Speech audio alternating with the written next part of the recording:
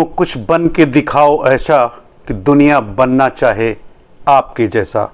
दोस्तों नमस्कार। दोस्तों, मैं एक छोटी सी स्टोरी आप लोगों को सुनाऊंगा और उस स्टोरी से आपको बहुत कुछ सीखने को मिलेगा। तो दोस्तों, एक 25 साल के लड़के नवयुवक की कहानी मैं आप लोगों को सुनाता हूं। वो 25 साल का नवयुवक लड़का एक सेठ जी के यहाँ काम करता है। वो सेठ जी के यहाँ काम करता है और सेठ जी के यहाँ जैसे तैसे उसकी ज़िंदगी चलती है।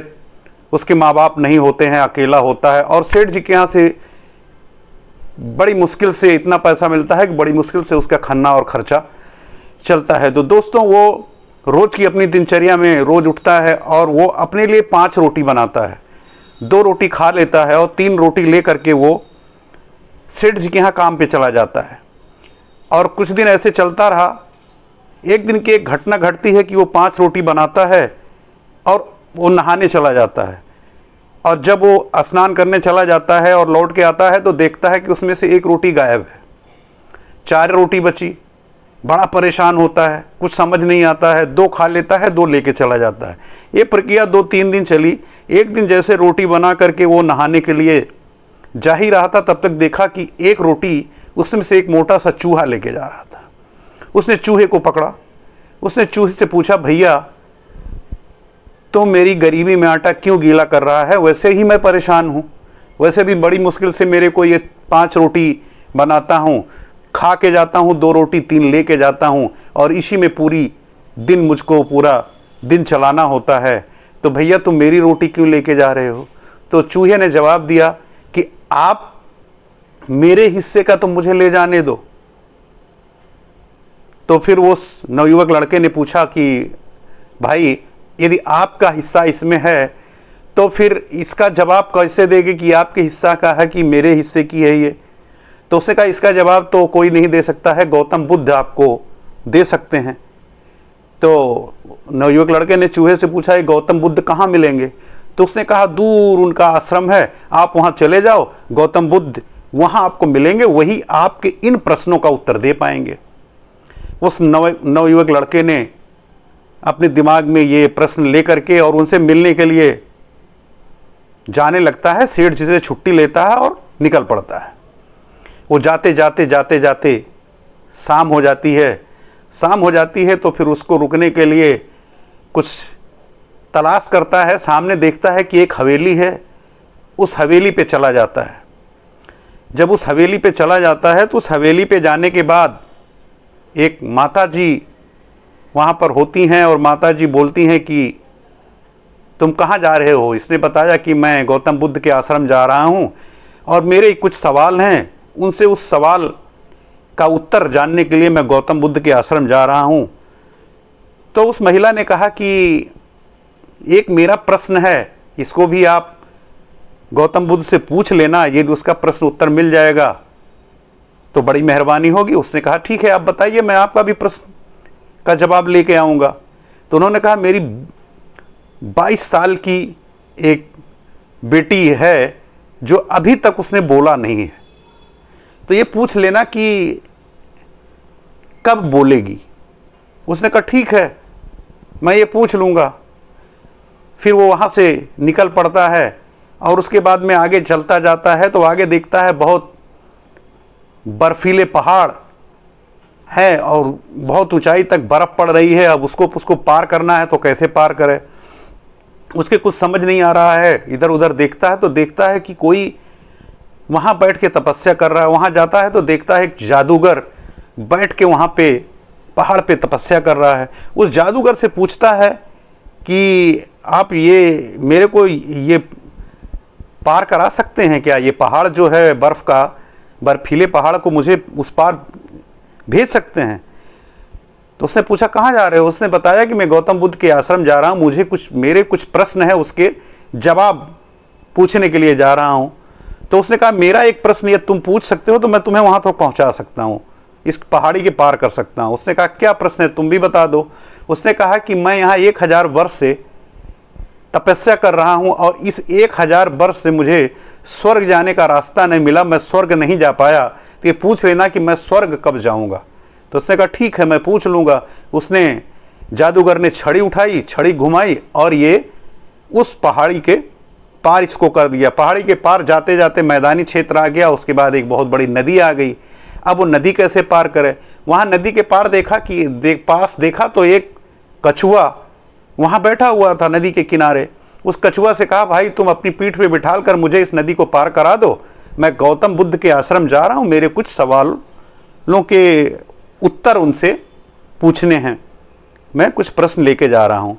तो उसने कहा, एक प्रश्न मेरा भी लेते जाओ। कछुए ने कहा, उन्होंने कहा अच्छा ठीक है, आप भी पूछ लो, क्या प्रश्न है आपका? उसने कहा कि मैं 500 साल से यहाँ इस नदी में हूँ, मैं ड्रैगन बनने की कोशिश कर रहा हूँ, अभी तक मैं ड्रैगन नहीं बन पाया, पूछ लेना कि मैं ड्रैगन कब बनूंगा। उसने कहा ठीक है, मुझे पार करा दो, मैं ये भी सवाल आपका पूछ लूँगा।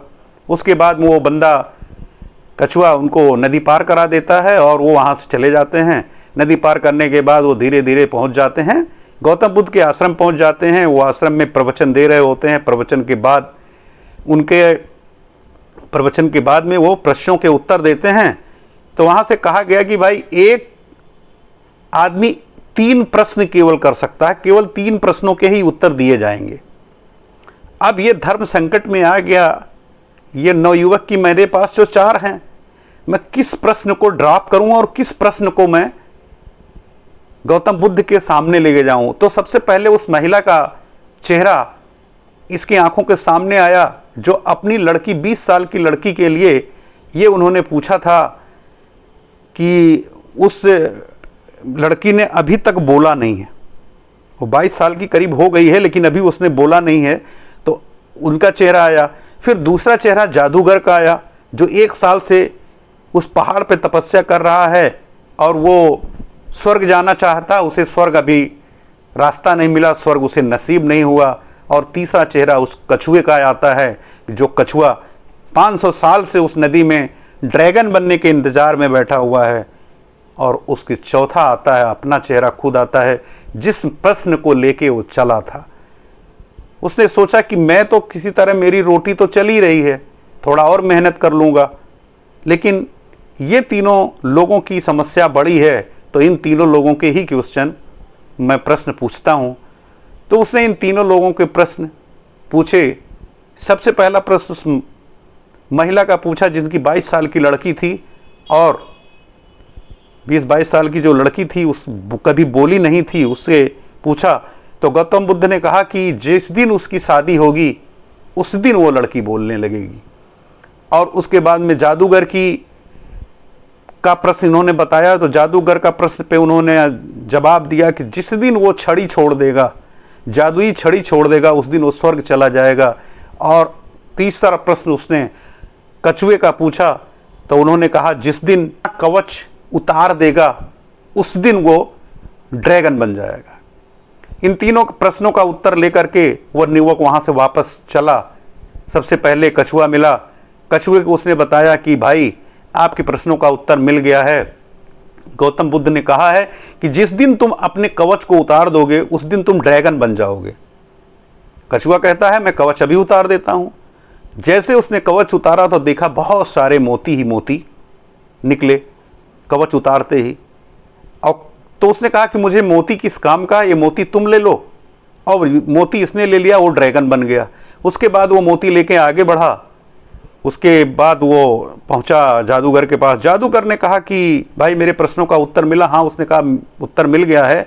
गौतम बुद्ध ने कहा है कि तुम अपनी जादुई छड़ी जिस दिन छोड़ दोगे उस दिन तुम स्वर्ग चले जाओगे। वो जादुई छड़ी उस लड़के को दे देता है, कहता है कि भाई ये जादुई छड़ी मैं आज से छोड़ रहा हूँ, मुझे मेरी किस काम की, इसको तुम ले लो। और जादुई छड़ी इसको देते ही और स्वर्ग चला गया। उसके बाद में वो अगला प्रश्न, तीसरा प्रश्न लेकर के उस हवेली में आया। उसने कहा माता जी आपके प्रश्नों का उत्तर मिल गया है। माता जी ने कहा सही? उन्होंने कहा हाँ आपके प्रश्नों का उत्तर मिल गया। उन्होंने पूछा क्या है? उसने बताया कि उन्होंने कहा है कि जिस दिन उस लड़की की शादी होगी उस दिन वो लड़की बोलने लगेगी। माता जी ने कहा कि इससे बढ़िया बात क्या है कि मेरे सामने दूल्हा है और तुमसे बढ़िया उस लड़की के लिए मैं वर कहाँ से ढूंढने जाऊंगी। इसलिए लड़की को बुलाया गया और लड़की ने लड़के को देखा, लड़के ने लड़की को देखा। दोनों की शादी करा दी गई। जैसे दोनों की शादी हुई लड़की ने पहला शब्द बोला कि तुम वही हो जो उस दिन रात में मेरे घर आए थे। उस दिन वो लड़की बोलने लगी, मोती इसके पास था, ये अमीर हो गया, जादुई छड़ी इसके पास थी, इसके पास ताकत आ गई और शादी हो गई तो इसका परिवार बस गया। तो इसके अपनी सवालों को छोड़ के दूसरे के लिए ये कोशिश करता रहा, कोशिश करा और ये सब कुछ इसको प्राप्त हो गया। इसी तरह जिस तरह नाव एक किनारे से एक किनारा छोड़कर उसे दूसरे किनारे के लिए जाने के लिए लहरों से टकराना पड़ता है, लहरों से दो हाथ करना पड़ता है, तब वो दूसरे किनारे पर जाती है।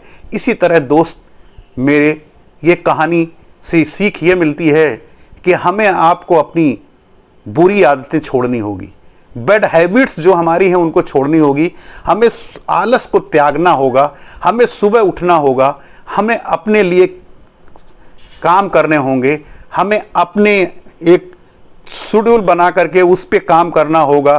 सुबह उठना, जो आलस और जो भी नेगेटिव थॉट है उसको त्यागना होगा। और यदि इस चीज़ को हम त्याग देते हैं तो हम भी उस नवयुवक की तरह एक दिन ऊपर वाला हमें सफलता जरूर देगा। मिलते हैं नेक्स्ट वीडियो में। नमस्कार।